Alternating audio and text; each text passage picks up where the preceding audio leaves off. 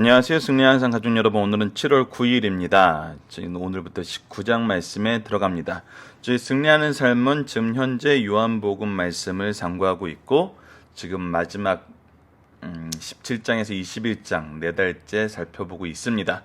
저희 승리하는 삶은 기본적으로 유튜브에 업로드가 되고요. 가장 편하게 보실 수 있는 것은 밴드를 통해서 저희들이 소개하고 있습니다. 이번 주 좀 양해 말씀드릴게. 개인적인 사정으로 또 이 업로드가 좀 늦어지고 있는 거 저희들 사과드리고 양해의 말씀 부탁드리겠습니다. 자, 저희 승리하는 삶은 발행이신 박유일 목사님의 구속사로 조망한 성경 연속 강의집 요한복음 3편을 통해서 편집이 되어 있습니다. 자, 오늘 본문 말씀으로 들어가 보도록 하겠습니다. 요한복음 19장 1절로 16절이고 제목은 빌라도의 법정에 서신 예수님입니다. 자, 하나씩 보고 이제 본문 묵상하게 들어가겠습니다. 이에 빌라도가 예수를 데려다가 채찍질하더라. 군인들이 가시나무로 관을 엮어 그의 머리에 씌우고 자색 옷을 입히고 앞에 가서 이르되 유대인의 왕이여 평안할지어다 하며 손으로 때리더라. 빌라도가 다시 밖에 나가 말하되 보라, 이 사람을 데리고 너희에게 나오나니 이는 내가 그에게 아무 죄도 찾지 못한 것을 너희로 알게 하려 함이라 하더라. 이에 예수께서 가시관을 쓰고 자색 옷을 입고 나오시니 빌라도가 그들에게 말하되 보라, 이 사람이로다 하매 대제사장들과 아랫사람들이 예수를 보고 소리질러 이르되 십자가에 못 박으소서, 십자가에 못 박으소서 하는지라.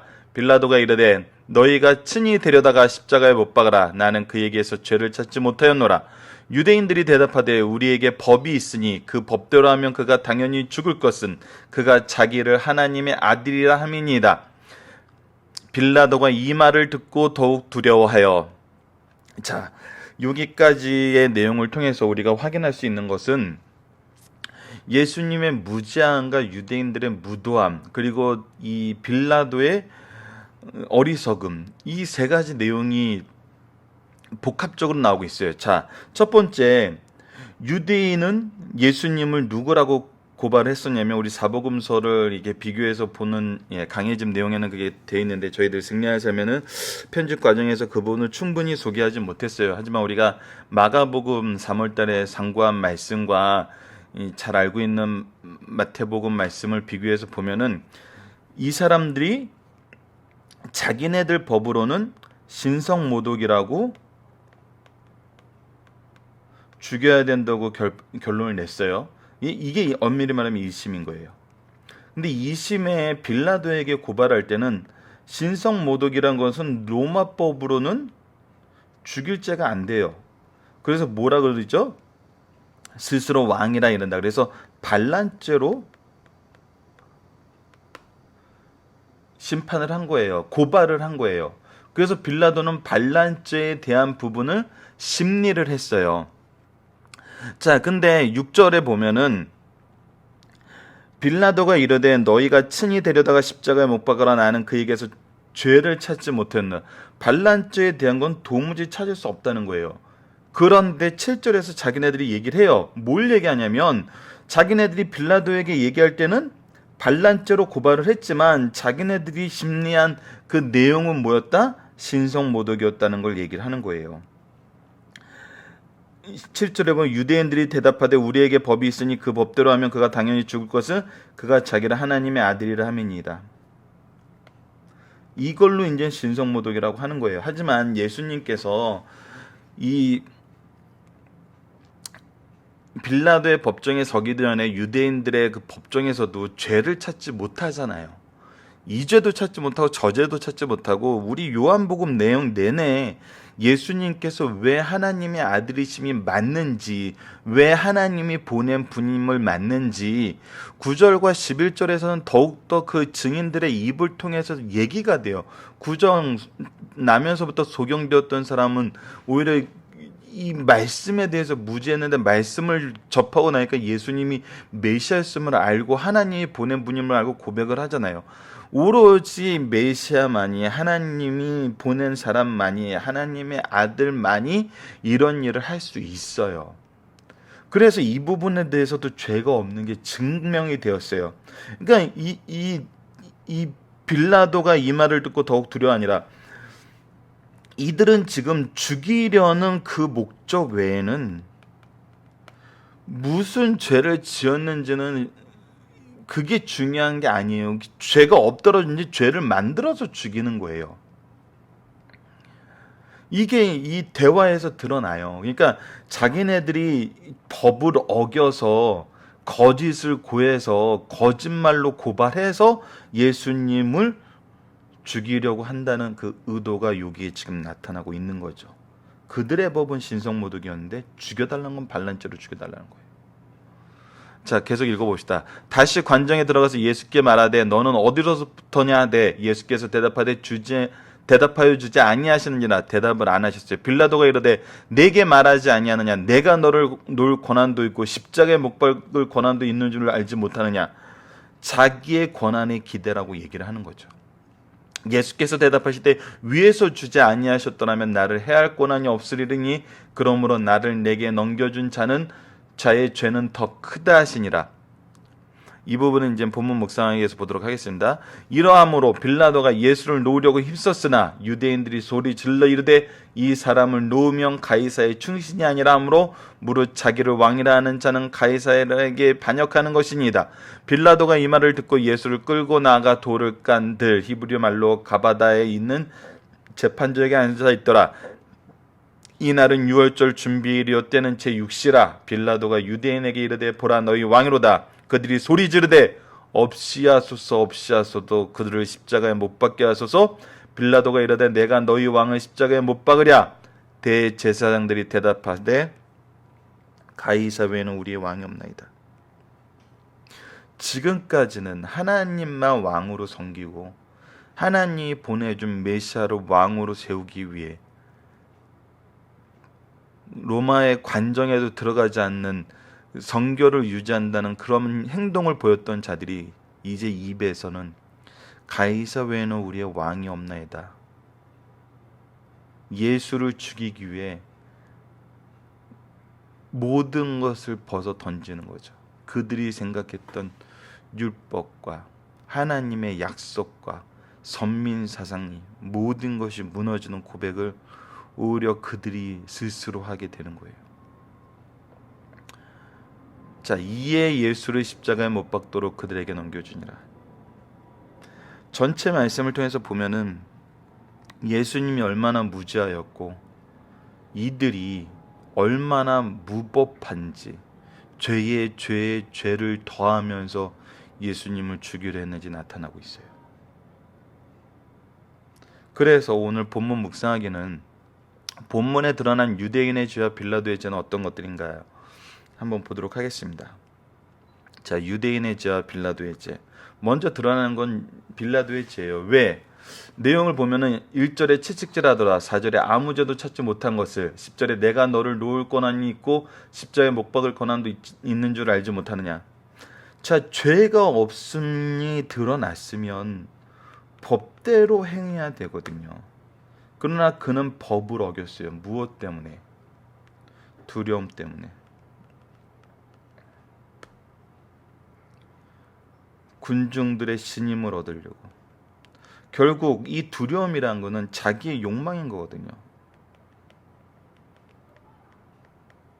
자신의 욕망의 노예가 되어서 결국 스스로 해야 될 일을 하지 못하고 무지한 예수님을 채찍질하고 모욕당하게 하고 결국 십자가에 못 박는 이것이 빌라도의 죄라는 거죠. 자, 그렇다면 유대인의 죄는 뭘까요? 대제사장과 알게 사람들이 예수를 보고 소리질러 이르되 십자가에 못 박으소서 십자가에 못 박으소서. 유대인들이 대답하되 우리에게 법이 있으니 그 법대로 하며 그가 당연히 죽을 것은 그가 자기를 하나님의 아들이라 함이니이다. 무조건 죽이려는 거예요. 명백한 살인 의도를 가지고 있어요. 그들의 법으로서도 무지한 것이 증명이 됐는데 그 무지의 증거는 중요한 게 아니에요. 이들에게는 죽일 제목만 있으면 돼요. 그것도 자신들의 권력을 남용해서 메시아의 힘을 분별할 수 있는 권한을 주었더니 그 권한으로 오히려 메시아를 죽이는 데 쓴 거거든요. 이 두 사람들의 죄의 모습과 죄의 이유는 각각 다르지만 뭐예요? 자신들에게 주어진 권한으로 무지한 예수님을 죽이는데 일치했다는 거예요. 자, 더 명확하게 얘기하는 게 바로 11절입니다. 예수께서 대답하여 이르시되 위에서 주지 아니하셨더라면, 하나님께서 주지 아니하셨더라면 나를 해할 권한이 없으리라. 예수님을 해할 권한이 없어요. 그러므로 나를 내게 넘겨준 자의 죄는 더 크다 하시니라. 하나님이 하지 않으시면 너희들이 아무것도 못하지만 이 법 안에서 예수님을 해하기 위한 모든 죄는 반드시 심판받게 되어 있어요. 이들의 죄상은 이미 드러났거든요. 자, 15절을 보면은 아까 앞에서 설명했던 그들이 소리 지르되 없이 하소서 없이 하소서. 죽이려는 의도 외에는 이들에게 남은 것이 없어요. 근데 그것을 위해서 무엇을 포기해요? 가이사 외에는 우리에게 왕이 없나이다. 하나님의 선민에 대한 그 은혜를, 그 사상을 주저없이 포기해요. 이것이 죄의 결과예요.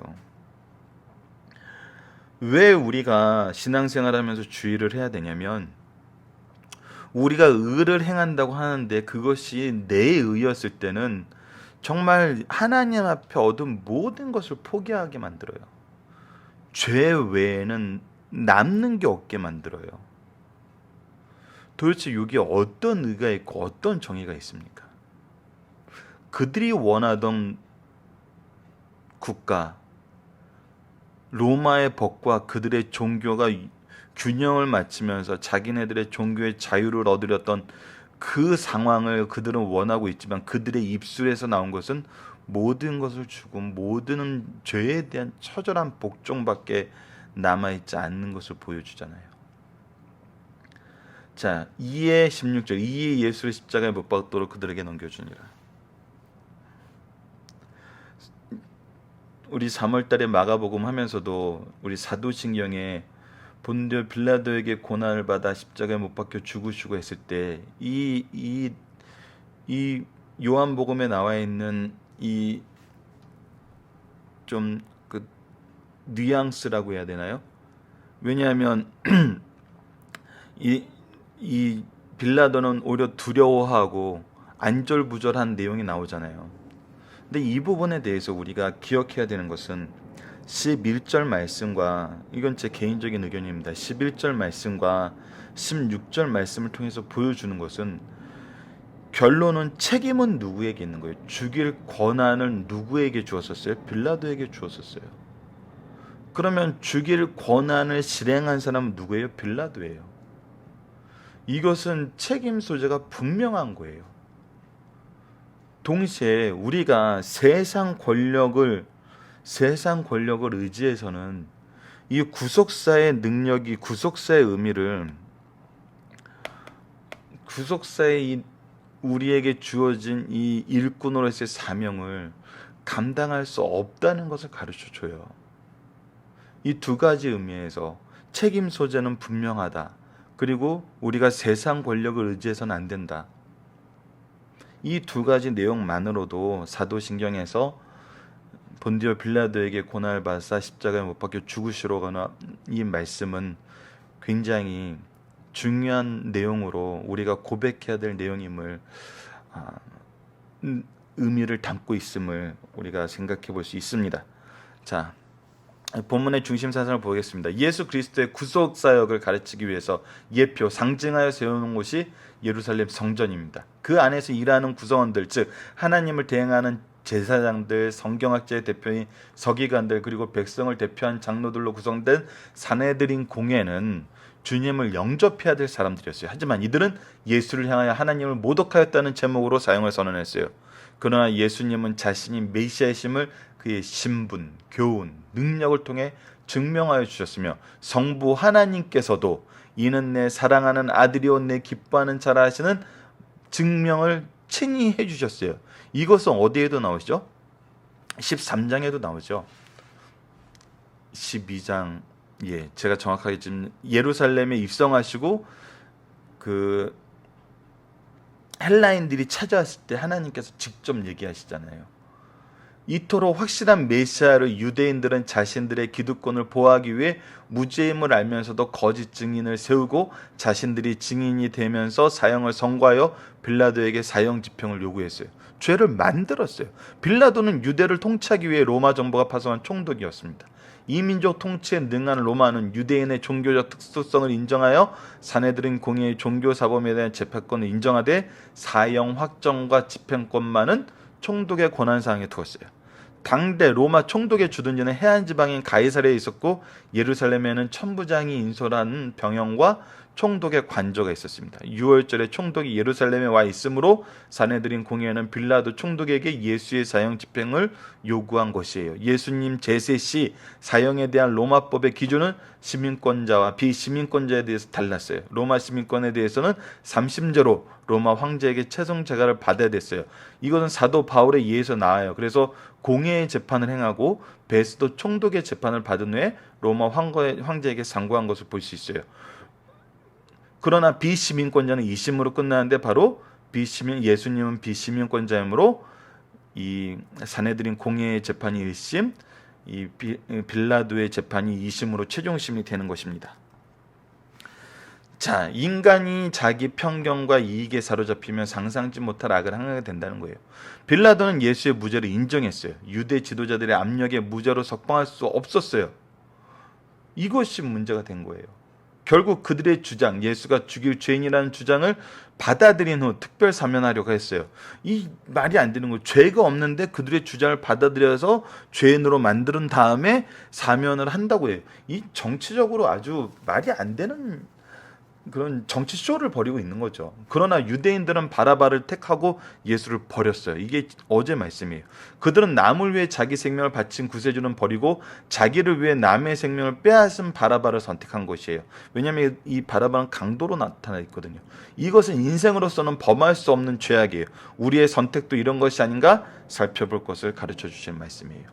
2번, 정의와 진리를 지킬 의무가 있는 자들은 이를 사수해야 돼요. 유대인들이 무죄하신 예수님을 불법으로 사형 선고하여 빌라도에게 상고하였어요. 이에 이방인인 빌라도는 자기 입으로 예수의 무죄를 선언하고도 매질부탐으로 공의의 집행자로서 군중에게 아첨한 거예요. 또 유대인들이 예수를 죽이라고 아우성치자 로마 군인들도 무죄한 예수를 폭행하고 학대했어요.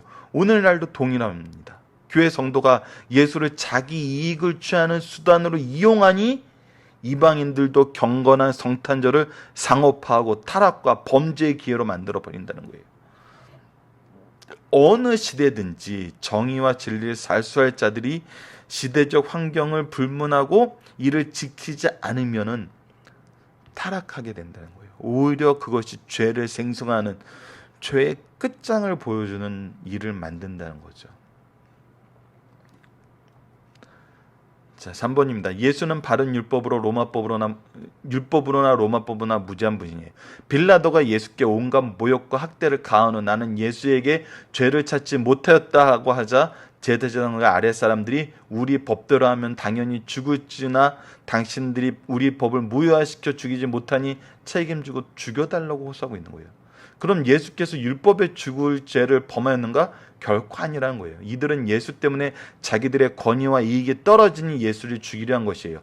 이것을 보면서 성경은 범죄케 한 유대 지도자들과 그들의 압력에 무죄한 예수님이 죽이는 데 내어준 빌라도와 같은 범죄자로 처벌한다는 사실을 가르쳐주고 있어요.